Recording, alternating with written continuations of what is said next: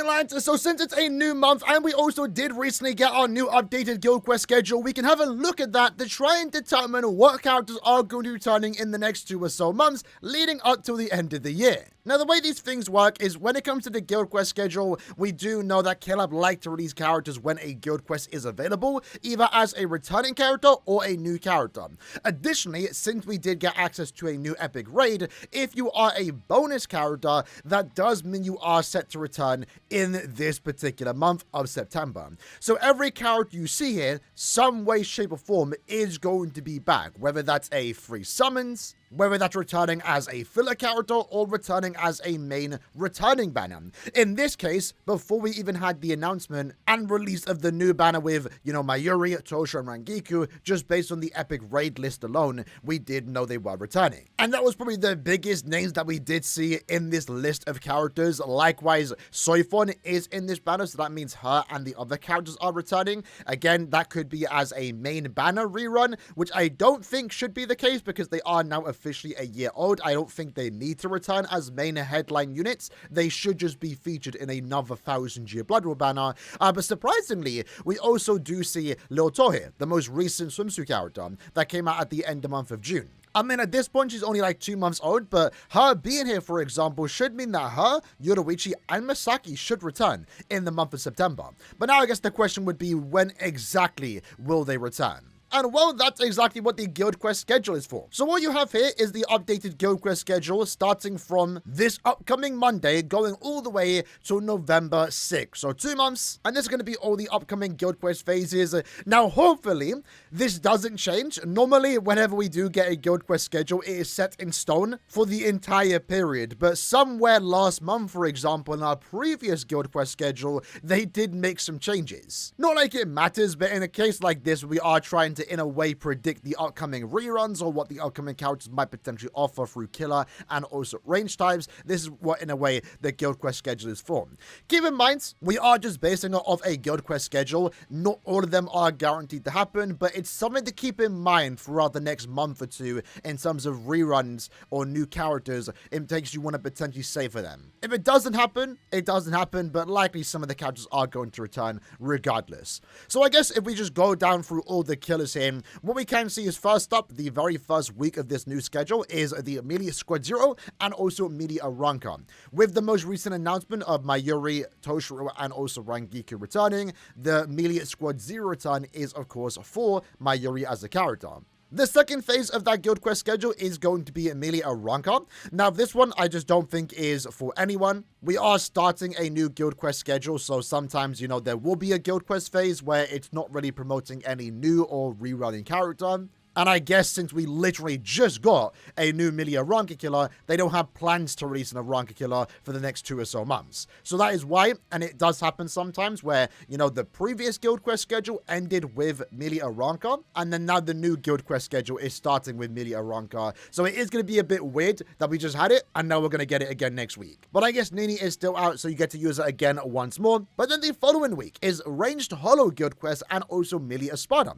So I think this one is safe to assume that it is for a rerun for 9th anniversary Kenpachi and also Grammy. Now, I wouldn't recommend summoning on these characters at this point, despite them still being really good. Hopefully, most of us do have those characters because they were featured on the 10th anniversary Part 1 banner. But we also have this data mined in the game right now. So if you were interested, I guess, in this banner, that will be happening on around the 11th to the 14th of September. It is an anniversary highlight summon featuring, I guess, past anniversary characters. It doesn't sound or look to be a crazy banner. It's just a normal, selection banner, essentially, with a special name to it. But Kenpachi and Grammy are returning in a week's time. The following week, however, as we can see here, is the Immediate Human Guild Quest and also no affiliation. Rain, Toshiro, Soifon, and Sergeant should be returning as a highlights banner. We have so many banners to return, I just don't think they need to at this point, especially when they are now officially 1 year old. Potentially, they might be featured alongside the swimsuit characters, because personally, from this entire list here, especially in the month of September, I'm really not sure when this hypothetical swimsuit rerun of Yoruichi, Lyoto, and also Misaki could return. So maybe they'll be the highlight characters, the swimsuit characters, but then Toshiro and also Soifon will be featured as fillers. But we do know, given the epic raid bonus characters, Soifon will be returning this month. And it could potentially be for that particular week because it does line up. There is a range no affiliation and also melee human because it does line up with the two characters killer type and also range type. A range no affiliation, Toshiro, melee human, that being Soifon. Now the following week, this should be for the upcoming mid-month banner. We are going to get the banner announced on the 12th of September. So pretty much less than a week from now. But again, the weird thing about that is whenever we did get a live stream where they announced, they also released the characters on the same day. However, due to the current point event end date being on the 17th, we shouldn't get those new characters until the 17th. So I guess in a way there is a potential chance. Nah.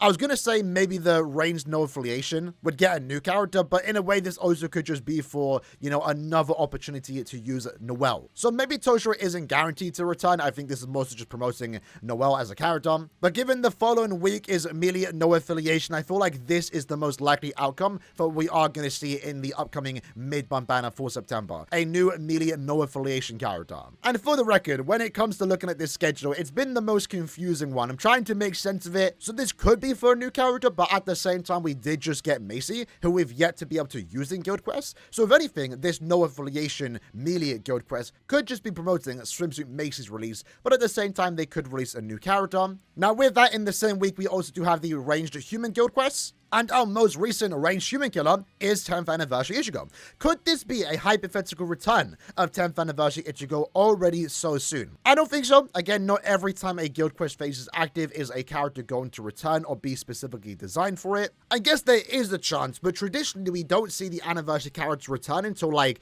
December time. It's very rare, and if anything, never seen before, an Anniversary character returning so soon. But, you know, just to throw it out there, in case it does happen, there's a potential chance 10th Anniversary Ichigo could get like an individual banner, but I just don't see that happening so soon, especially, you know, in the month of September. So I feel like the ranged human Guild Quest is for basically just no one. The following week, though, is definitely going to be a return for renewed Byakuya and also Aizen. At least I would like to think so. I mean, Mayuri, Toshiro, and also Rangiku just returned. It seems like the swimsuit characters are going to return in the month of September. So we're definitely going to see Byakuya and Aizen return. And both of those characters, a ranged Sternritter, ranged Captain, are getting another Guild Quest in the same week. And these two are very cool, popular characters, so I can definitely see people wanting to summon for them. So that's something to maybe keep in mind. And I guess in a way, fortunately, is that this does release alongside a new end of month banner. So you should know what the end of month banner is while going into the summons if you do decide to summon, if they do get a rerun. Because again, none of this is confirmed. I guess the weird one would be that, you know, Range Captain is available when end of month is available. But now that we are getting these new ultra-powered Guild Quest buffs, some are announced, some aren't. But I think what is likely to happen is that the following week will be this, you know, new Nightmare Plus Guild Quest, if you want to call it that. So in that case, the upcoming end of month banner could be giving us a new ranged Soripon and also new ranged Aranka killer. But what you will see here is that I do have a question mark because I do doubt we are going to get a new ranged super killer. We just got, you know, swimsuit Yoruichi. I don't think we're in desperate need of getting a new ranged Soripa. And likewise, ranged Aranka, we have access to Jushiro. I don't think this is going to be an opportunity for Jushiro to return. He's too, you know, new as the character. So I'm trying to figure out where exactly this new Nightmare Plus Guild Quest is going to take place. If anything, we could be getting normal attack damage characters to further help that Guild Quest team, if that makes sense. And this is what I mean by when I say this Guild Quest schedule is probably the most weird one, because it's kind of unknown right now, at least from what I'm looking at, what Guild Quest is going to get the Nightmare Plus Guild Quest phase. It pretty much looks like every end of month we are going to get a, you know, Nightmare Plus Guild Quest where we can get upwards to 600 million points. But I don't know. It would be weird to get another ranged Soipa and ranged Aranka killer, unless one of them is going to be a normal attack damage character. So in regards to this slot being for new characters, we're going to put a question mark. The following week, however, is going to be a melee Stamrator Guild Quest and also melee Quincy Guild Quest. Now again, similar to the ranged human Guild Quest, this could potentially be used to promote a Brave Fest banner for Rukia, for example, the 10th anniversary character. I feel like, again, that's a bit too soon, so I feel like maybe this is just a spot where they want you to use the characters, but maybe they aren't going to return the 10th anniversary characters. In a way, you can kind of call that a filler phase. However, the following phase is the Melee Quincy, and then the following week, that starts right after, is the Melee Captain Guild Quest. So I would like to say safely, this is going to be the return of Ichigo and also Senjumaru, and that should likely be their final return until they become fillers, hopefully, for the upcoming end-of-year banner. At the same time, though, some of these phases could definitely be used to promote an upcoming mid-month banner, for October in this case. The banner itself would release around the 17th, so potentially Melee Captain might also be used to promote a new character, potentially. Likewise, for Melee Hollow, it could also be for a new character. The following week after that will be the Range Squad 0 and also Range Sparta. In this case, since it's happening in the same week, I would likely assume that this is going to be another return for Full Hollow Ichigo and also Segunda Etapa Okiura. And then lastly, that takes us into the final week where we're going to potentially get a new Range Quincy Killer and also Melee Super Killer.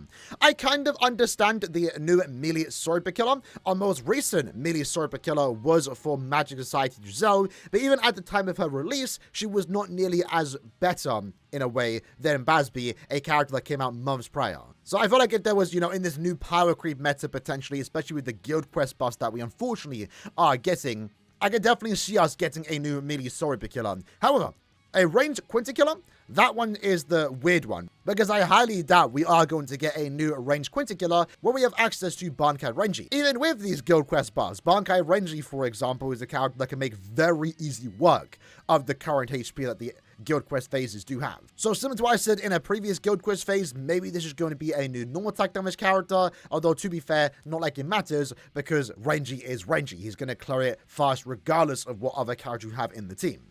So honestly, right now, and we are unfortunately in a very bad situation regarding Guild Quest, I'm really not sure what I want to say for based off a type and also killer effects. Before, especially in the previous Guild Quest schedule, I knew exactly what to say for. My eyes were on end of month July, end of month August, because I wanted a new Range Quincy Killer, and I wanted a new Range No Affiliation Killer. Right now, with the Guild Quest buffs, I'm really not sure what I want for my Guild Quest teams, because it doesn't seem like my scores are going to get better. Currently, though, I'm pretty much at the point where I can safely beat all the Guild Quest phases, so I'm really not in a desperate need for new characters, but at the same time, I will say, unironically, out of this entire list, especially just based on the epic raid schedule, I'm more inclined to pull for the swimsuit characters, because Misaki has been a really beneficial character for a lot of Guild Quest teams with her team support and also boost effects.